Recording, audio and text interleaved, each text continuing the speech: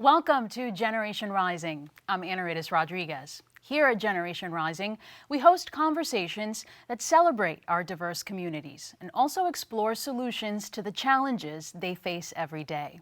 To honor Black History Month, we have two exciting guests joining us tonight, Valerie and Marlon Carey from Rhode Island Black Storytellers. Not only will they tell us all about their impactful nonprofit, but we also will have a very special performance from them following the interview. So stick around. Valerie and Marlon, thank you so much for being here with us. Oh, thanks for having us. Thank you so much. Great to be here. I learned about you through my son when you visited his school. Great. Tell us about your nonprofit and your education program. Sure. The Rhode Island Black Storytellers, otherwise known as RIBS, was born 26 years ago, which is hard to believe. We were like 2 years old when it was founded. And it was born because we wanted to bring a Black storytelling festival to Rhode Island. Ramona Bass-Colabay, who's one of our co-founders, and I were sitting together over tea in her kitchen, and money was available through the Rhode Island Foundation to celebrate Black arts and artists in community. And we said, we want to do a festival. Let's call it the Funda Fest, and let's call ourselves Rhode Island Black Storytellers RIBS. And we were born specifically because we wanted to bring the diversity of Black storytelling to our community. So that's what we've been doing. And Funda Fest, which you just mentioned, is now in its 26th year. Yes. You kicked off Black History Month with an incredible lineup of creatives and performances and storytelling. Tell us about this year's experience. It was pretty amazing. We could go backwards first because we finished up with a day of Black history. And that was really wonderful because Sylvia Ann Soares did Nancy Elizabeth Prophet, who was a Black Indigenous woman who graduated from the RISD, Rhode Island School of Design, and has her first exhibition at RISD as we speak. Never before has there, so we were excited to lift her up and celebrate her. We had two films that were locally done, one by one of our storytellers, Rochelle Garner-Coleman, about Black tennis. Absolutely. And Fully Ourselves, it's an amazing film.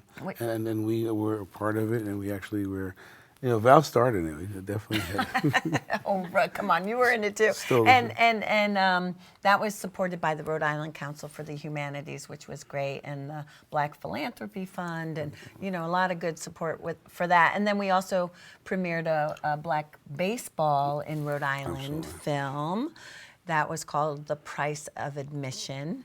And then we celebrated with closing out with a spectacular show by April Armstrong with Bessie Coleman, which is an amazing production of Bessie Coleman. Two Wings to Heaven. Two Wings to Heaven as is the the Black show. pilot. Yeah, Black female pilot. Yeah. Is what I was going to say. Yeah, so that was our last day. I mean, we did everything from hip hop, spoken word, family fun day, kids performed.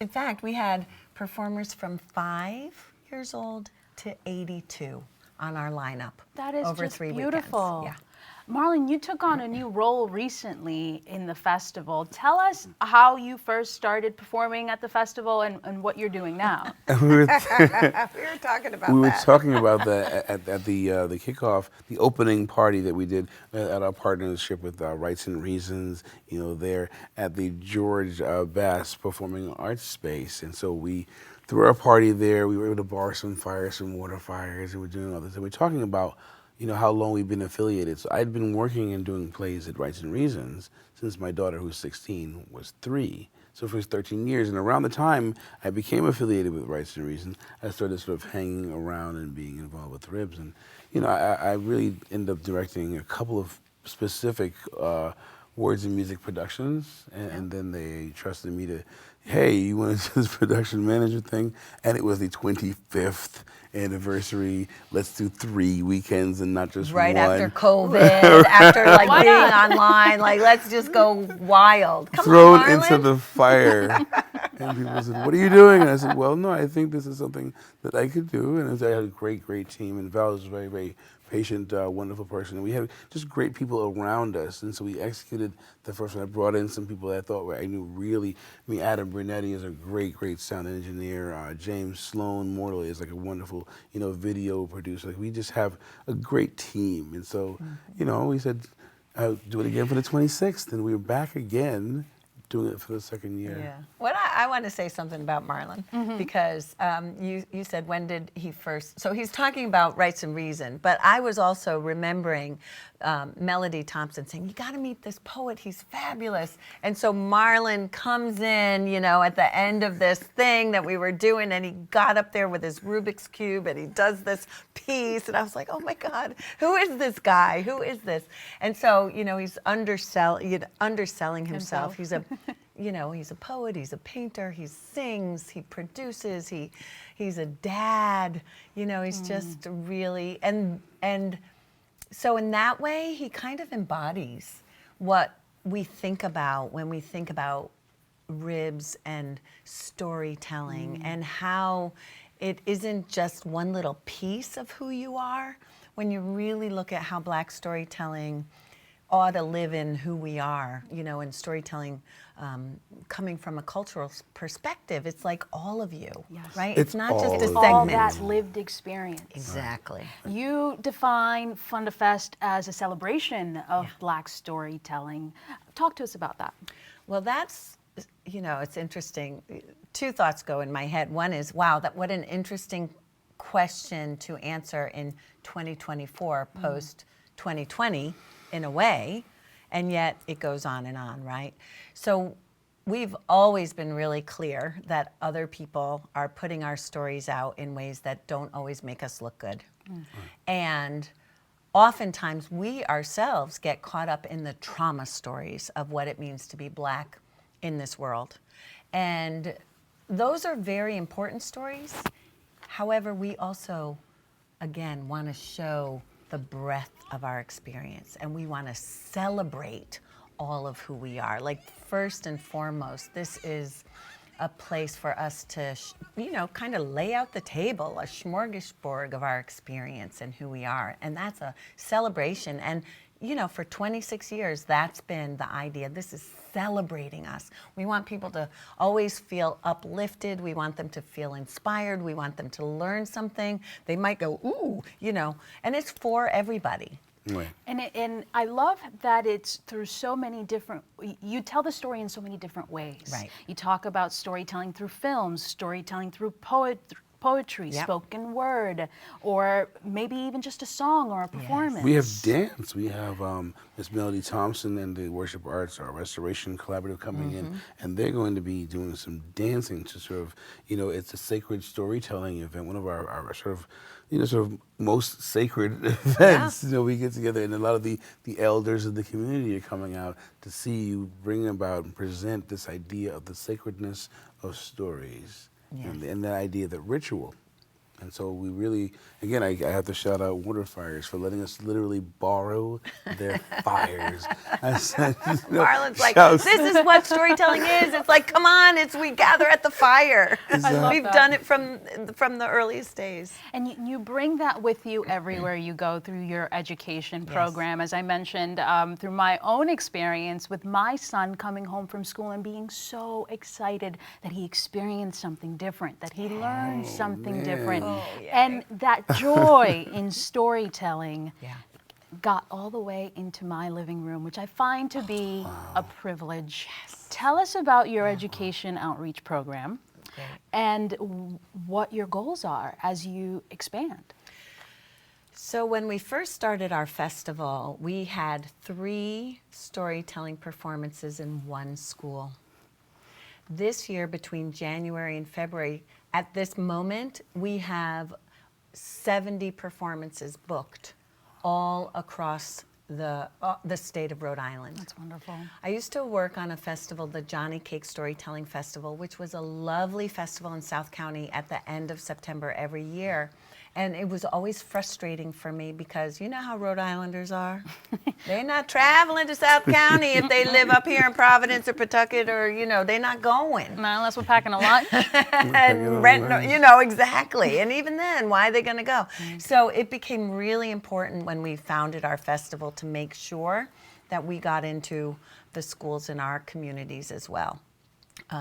Many of us work outside of the state of Rhode Island if we want to get paid. So this became the opportunity for us to get monies together so that we could, you know, support our artists and get into the schools in our communities so that Black kids would see themselves and that kids who were not Black would be able to learn something. Absolutely. So that's been intentional from the beginning.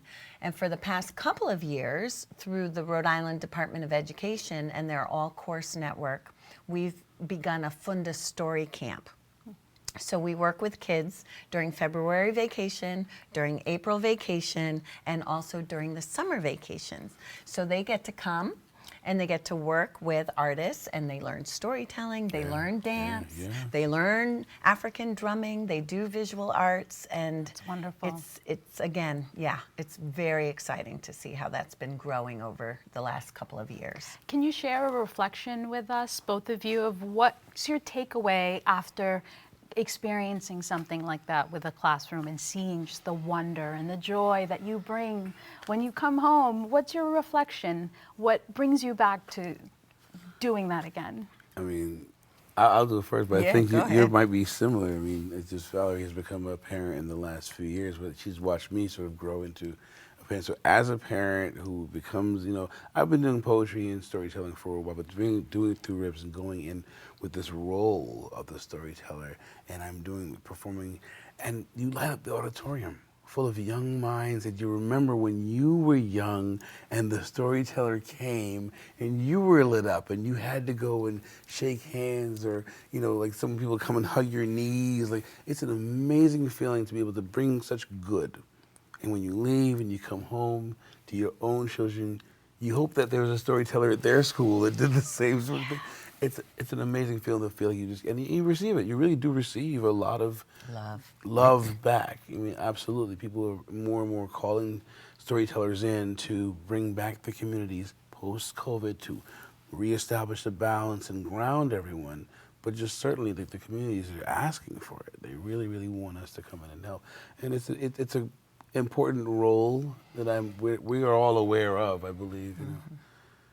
And we don't know, you know, when Len Cabral, for example, has been, you know, he inspired me when I got to Providence. So, you know, he's been doing this, what, 40, more than 40 years probably, and Ramona Bass-Colabay as well, right? Cool. So for me, one of a story that just popped in my head was going to a school last year, and the principal stood up in front of this middle school and said, I am so excited to have the Rhode Island Black Storytellers here, because when I was a kid at the elementary school in Fox Point, this woman came into my school, and it was the first time I saw myself. And she said, I knew when I saw her that I could be anyone I dreamed of being.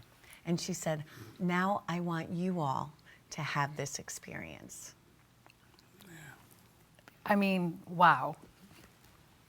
Exactly. Wow. I think, yeah.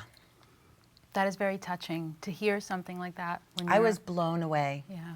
And sometimes I feel like, you know, because we roll in and out, you know, storytellers, we go in and we go out. And, you know, sort of like teachers, you don't always know what the impact is until a long time. But if we're just like planting a seed, or the seed's already there, so we're bringing a little water, you know, and we're bringing some sunshine. And joy. I love that. You want to continue this legacy. Yes. And you need to do so by inspiring not only the children who you are meeting as you travel across the state, but also people who need to tell that story, to continue to tell that story. And you have a new initiative. We do. Hoping to train the next generation of storytellers. Tell us about that. That's right. You know, we were involved in an innovation lab program last year, and we won the first prize to kick off a training program. And we're calling it a culturally based training program, a legacy training, because we recognize, you know, when we talk about storytelling, all the things that we've said, like it's poetry, it's dance, it's, you know, it's you bring your whole body, you got to sing with it. And storytelling's kind of hot right now, and you can take all these courses and learn about narrative this and narrative that, but it isn't just that. You know, and what we've been doing for 26 years is trying to just find those voices of folks who, you know, can bring it all together. So we realized that among all of the storytellers, and we're kind of a small-ish group in RIBS itself, but among us we've got, you know, well over 200 years of experience. And we want to just invite folks who, you know, think of themselves maybe just as a spoken word artist or a poet or someone who, you know, does Plays an instrument. an instrument, right? And say, you know, this is all part of the ways that we tell stories. So how can people apply if they are watching this and they're Excellent. like, that's me, Valerie? I'm so glad you asked that. Pick me. That's it. Go to our website, ribsfest.org, and look for that Leadership Academy. It actually should pop right up to say, hey, I want to find out more, because we'll be doing some informational sessions very soon, and we hope to launch the program in the spring. And how can audiences also stay in touch? Oh, isn't she good? She's very good. All the bases covered. ribsfest.org, and you can get on our mailing list. You can also find us on Facebook and Instagram. And your home is at the Southside Cultural Center, Yes. which is very accessible, right on Trinity Square, and it's Yep. open to the public, That's right. right? That's right. Absolutely. Big We parking are lot. We got parking and we got storytelling. Exactly. You're good. Exactly. Thank you Yeah. so much for your time today. We are reserving some of our extra time for your special performance. Beautiful. So we will do that now. So don't go anywhere. We will have a special performance by the Rhode Island Black Storytellers right now. So this is a story you might be familiar with. It's got a young man or young person whose father passes away through mysterious circumstances, and then the uncle comes in and takes over and marries the mother, right? A little bit of Hamlet. So I'm going to tell you a little bit about the story of Hamlet in two 16-bar verses with a call and response hook. And so when I say, go ham, you say, go ham. And I say, go Hamlet, you say, go Hamlet.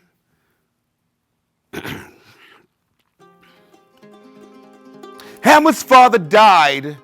Then it was most peculiar when his uncle Claudius became the new ruler. He married Gertrude, who was Hamlet's mama. Dude married his sister-in-law. Ain't that some drama?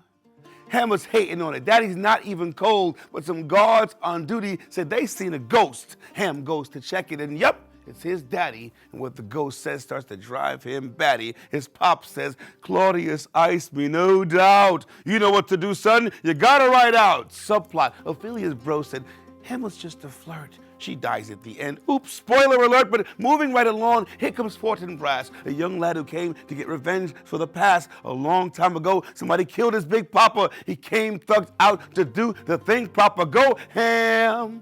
Go ham. Go Hamlet. Go Hamlet. Go ham. Go ham. Go Hamlet. Go Hamlet. So Fortinbras comes, he's like, Hamlet, let's fight. And Hamlet's like, yo, I got a much bigger plight. I'm trying to get the might to kill my uncle with a knife, or poison him, or push him off a cliff to end his life. Gertrude's higher than a kite to get everything's all right. Well, Hamlet's seeing visions and is plagued with sleepless nights, but he still thinks the ghost might well be the devil. I'll stage a play to see if he's on the level. They reenact the murder. Claudius leaves the room. Now Hamlet's short time to steal his uncle's doom. Hamlet goes ham like Jean-Claude Van Damme stabs Polonius, Ophelia's dad, like, oh man. Laertes the bro comes back to get vengeance, teams up with Claudius to end Ham's existence. Mom drinks the poison, here's a toast to my son. Hamlet kills Claudius finally, then he dies. The play's done. Go ham! Go ham! Go Hamlet! Go Hamlet! Go ham! Go ham! Go Hamlet! Go Hamlet! Thank you very, very much. My name is Marlon Carey. I want to share with you one of my favorite stories. It's one of the first ones that I ever learned, and it was collected by Zora Neale Hurston. And since February is about love, this is kind of about love. You can make a decision about that. They say that when the dog and the rabbit were first created, they were the best of friends. And back in those days, the dog had a beautiful voice. He liked to play the banjo. I bet you didn't know that, but he did. And the two of them, being best friends, did everything that best friends do. And all was good until they both fell in love with the same woman. Her name was Miss Sophrony, and she was so beautiful. And one day, Brer Rabbit said he wanted to go and see Miss Sophrony. And he asked Dog if Dog wanted to come along, but Dog was really shy. So Dog said, no, thank you. I'm just gonna go down there underneath that little chinaberry tree and play my banjo if that's all right. And Brer Rabbit said, well, that's fine, but if you change your mind, then you just come along. And so Dog went on down there underneath that tree. And Brer Rabbit went on up to knock on the door, and Miss Sophrony came out, and she had just made a nice peach cobbler. It was warm, and she had some vanilla ice cream, and she said, come on up here, Brer Rabbit. The cobbler's still warm. He said, don't mind if I do. And the two of them sat together, and they were talking and making goo-goo eyes at each other when all of a sudden, Brer Dog started to strum on that banjo. And when Miss Sophrony heard the music, she looked down and she saw Brer Dog, come on up here. The cobbler's still warm. He said, no, thank you. I'm just gonna stay down here and play my banjo if that's all right. Okay, but if you change your mind, there's plenty of room. And then the dog started to make up a song just for Miss Sophrony. Went something like, if Miss Sophrony were mine, I would love her all the time. If Miss Sophrony were mine, she would never have to iron. Oh my goodness. Miss Sophrony had never had anybody sing a song just for her. And as soon as the dog stopped, she said, oh, Brer Dog, that was so nice. Will you do it again? And so, of course, he did. And Miss Sophrony's eyes got all sparkly and her cheeks got all pink and her heart was doing like this and she forgot all about old what's-his-name sitting right up there next to her on the porch. And Brer Rabbit could see this little love connection going on and he did not like it at all. And finally, the sun started to go down and Brer Rabbit said, well, I'm gonna be taking my leave. And Miss Sophrony said, bye. And Brer Rabbit headed off into the woods, and he waited. And it wasn't long before Brer Dog came along with that banjo underneath his arm, and Brer Rabbit jumped out. He said, hey, Brer Dog, I heard you singing to Miss Sophrony. Brer Dog said, yeah, I was singing. You sounded pretty good. Well, I sounded all right, but if only my voice were as sweet as honey. Oh, I bet Miss Sophrony would marry me in a minute. Brer Rabbit heard that. He said, you're probably right about that. And then Brer Rabbit said, hey, Dog, I got something right here in my pocket that will change your voice forever. Bird Dog said, you do? Yes, I do, Rabbit said. Well, what is it? What is it? Oh, no, I can't tell you what it is, Rabbit said. But if you follow my instructions, I promise you, you will have a brand new voice. Dog said, all right, what I gotta do? Bro Rabbit said, first thing you need to do, dog, is close your eyes. And so Bro Dog did. Now what do I do? What do I do now? Okay, now tilt your head way, way back. And so the dog did. Now open your mouth wide, wide, wide. And so Bro Dog did. Oh, you look good, Bro Rabbit said. Now hold on a minute.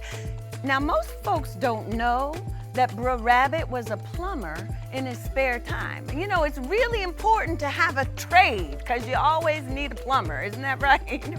So Bro Rabbit reached into his pocket and he pulled out his handy dandy pocket wrench and he leaned over that dog.